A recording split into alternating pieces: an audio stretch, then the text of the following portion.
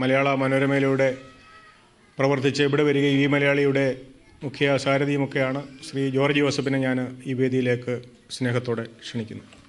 ഈ ചെറിയ പ്രായത്തിലും ഇവിടെ വന്ന് ഞങ്ങളെല്ലാം എത്രയോ വർഷമായിട്ട് ഇപ്പം ഈ മലയാളി തുടങ്ങിയിട്ട് അമേരിക്കയിലെ ആദ്യത്തെ പത്രങ്ങളിൽ ആദ്യത്തെ ഇൻ്റർനെറ്റ് മാസികകളിലൊന്നാണിത്.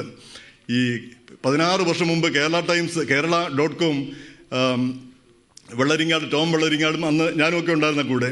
പിന്നീട് അത് വേറൊരു രീതിയിലേക്ക് പോയി. അപ്പോഴത്തേക്ക് ഞാൻ ഒരു ന്യൂസ് സൈറ്റ് ഉണ്ടാക്കണമെന്ന് വിചാരിച്ചു. അങ്ങനെ ഏകദേശം ഒരു 14, അന്ന് എനിക്ക് ടെക്നോളജി അറിഞ്ഞുകൂടാ. പിന്നെ ഞാൻ ആ ടെക്നോളജി ഞാൻ തന്നെ അങ്ങ് പഠിച്ച്, എനിക്ക് കമ്പ്യൂട്ടർ പോലും അറിയത്തില്ലായിരുന്നു. കമ്പ്യൂട്ടറും പിന്നെ ഇൻ്റർനെറ്റ് ഉണ്ടാക്കുന്നതും എല്ലാം കൂടെ പഠിച്ചിട്ട് ഞാൻ തന്നെ ഒരു സാധനം അങ്ങ് ഉണ്ടാക്കി. ഒരു 97, 98 ആയപ്പോഴത്തേക്ക് അതിങ്ങനെ വലിഞ്ഞ് നീങ്ങി ഇങ്ങനെ നീക്കൊണ്ട് പോയിക്കൊണ്ടിരിക്കുന്നു. അപ്പോൾ അത് ഇത്രയും വർഷമായിട്ടും ഒരു 10ാം വാർഷികമോ അല്ലെങ്കിൽ ഒരു 12ാം വാർഷികമോ ആഘോഷിക്കണമെന്ന് എനിക്ക് തോന്നിയിട്ടില്ല. ഇപ്പോൾ ഇത് 5ാം വാർഷികം ജിൻസ് ആഘോഷിച്ചിരിക്കുന്നു. അപ്പോൾ some people they are born great. അതിപ്പോൾ നമ്മൾ അസൂയപ്പെട്ടിട്ട് കാര്യമില്ല. അതിൽ ഞാൻ സന്തോഷപൂർവ്വം അസൂയോട് നോക്കുന്ന ഒരാൾ ജിൻസ്. ഇപ്പോൾ ഇങ്ങോട്ട് എനിക്കൊരു പരസ്യം ഇങ്ങോട്ട് പരസ്യം ഒരു എണ്ണം തന്നാൽ ഞാൻ ഈ മലയാളം ഇടാം. അല്ലാതെ സംഗമത്തിന് ഒരെണ്ണം കൊടുത്താൽ റെജി വിടും. അല്ലാതെ അത് പിടിച്ചു മേടിക്കാനായിട്ട് അതിനുള്ള ആ കഴിവാണ് ഞങ്ങൾക്കൊന്നും ഇല്ലാത്തത്. അത് ജിൻസിനുള്ളതും. അതുകൊണ്ട് ജിൻസിൻ്റെ ഈ കഴിവും ഈ നേട്ടങ്ങളും ഉത്തരോത്തരം വിജയിക്കട്ടെ. അത് ഇവിടുത്തെ അമേരിക്കയിലെ മാധ്യമങ്ങൾക്ക് അതൊരു പ്രചോദനമാകട്ടെ, ഒരു വഴികാട്ടിയാവട്ടെ. മാധ്യമങ്ങൾ തളരുന്ന സമയത്ത് ജിൻസ് വളർന്നു പോകട്ടെ, കൂടുതൽ വളരട്ടെ എന്ന് ആശംസിച്ചുകൊണ്ട് നിർത്തുന്നു.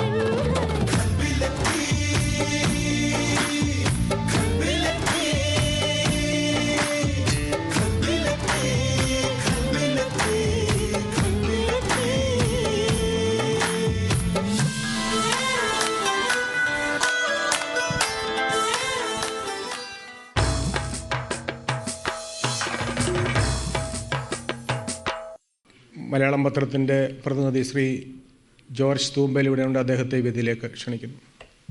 India press club of north അമേരിക്കയുടെ നാഷണൽ കോൺഫറൻസ് ഈയിടെ ന്യൂജേഴ്സിയിൽ വെച്ച് നടക്കുകയുണ്ടായി. അതൊരു ചരിത്ര വിജയമായി എന്ന് നമ്മൾ പത്രമാസികകൾ വായിക്കുന്ന ആൾക്ക് മനസ്സിലാകും. എന്നാൽ ഇതിൻ്റെ പിന്നിൽ പ്രവർത്തിച്ച ഒട്ടനവധി വ്യക്തികളുണ്ട്. പൊസിഷൻസ് ഉള്ളവരുമുണ്ട്, ഇല്ലാത്തവരുമുണ്ട്.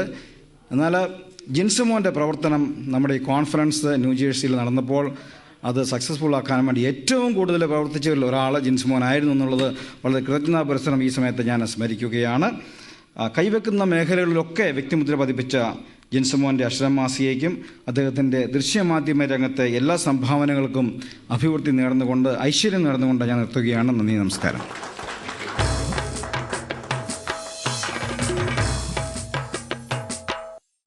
അടുത്തതായി Kerala centre president mister Thampi തലപ്പള്ളിയിലിനെ ഞാൻ വേദിയിലേക്ക് ക്ഷണിക്കുന്നു. ഇന്ന് നമ്മുടെ നാട്ടിൽ ഹൈക്കോടതിയിലെ ജഡ്ജിമാരെല്ലാം സ്വയം ജോലി കണ്ടെത്താൻ ശ്രമിക്കുന്നവരാണ്.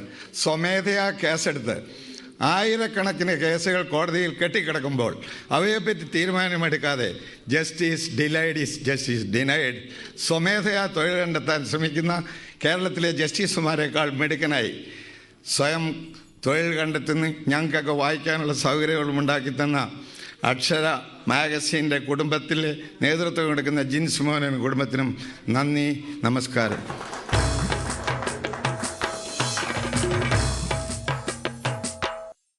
അടുത്തതായി chamber of commerce president Roy അനശ്ശേരിയിലിനെ ഞാൻ വേദിയിലേക്ക് ക്ഷണിക്കുന്നു. എല്ലാവർക്കും അസൂയ തോന്നത്തക്ക രീതിയിലുള്ള വിജയം കൈവരിച്ച ജിൻസിനും എൻ്റെ സ്നേഹിതനായ പ്രിൻസ് മർക്കോസിനും, സ്നേഹിതനും എൻ്റെ അയൽവാസിയുമായ പ്രിൻസ് മർക്കോസിനും എല്ലാ മംഗളങ്ങളും ചേംബറിൻ്റെ പേരിൽ ആശംസിക്കുന്നു.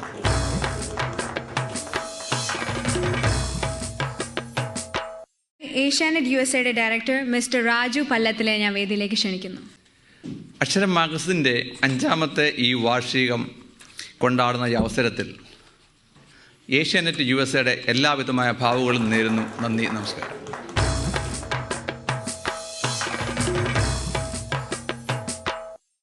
ആദ്യകാല പത്രപ്രവർത്തകൻ, ഞാൻ നേരത്തെ സൂചിപ്പിച്ചതുപോലെ ശ്രീ മുളയ്ക്കൽ സാറ് ചേട്ടാ ഇവിടെ എത്തിയിട്ടുണ്ട്. അദ്ദേഹത്തെ ഞാൻ ഈ വേദിയിലേക്ക് ആദരവോടെ ക്ഷണിക്കുകയും. സ്നേഹത്തിൻ്റെയും സൗഹാർദ്ദത്തിൻ്റെയും കൂട്ടായ്മയുടെയും മഞ്ഞുള മന്ദഹാസിൽ സന്നിഹിതരായിരിക്കുന്ന മാധ്യമ സുഹൃത്തുക്കളെ, നിങ്ങൾക്കെൻ്റെ അഭിവാദനങ്ങൾ. നിങ്ങളെല്ലാവരും കാണുന്നതിനും ആശംസകൾ അർപ്പിക്കുന്നതിനും എനിക്ക് ഭാഗ്യം ലഭിച്ചതൊരു ഭാഗ്യമായി കരുതുകയും നിങ്ങൾക്കെല്ലാവർക്കും നന്മകൾ നേരുന്നു. നന്ദി, നമസ്കാരം.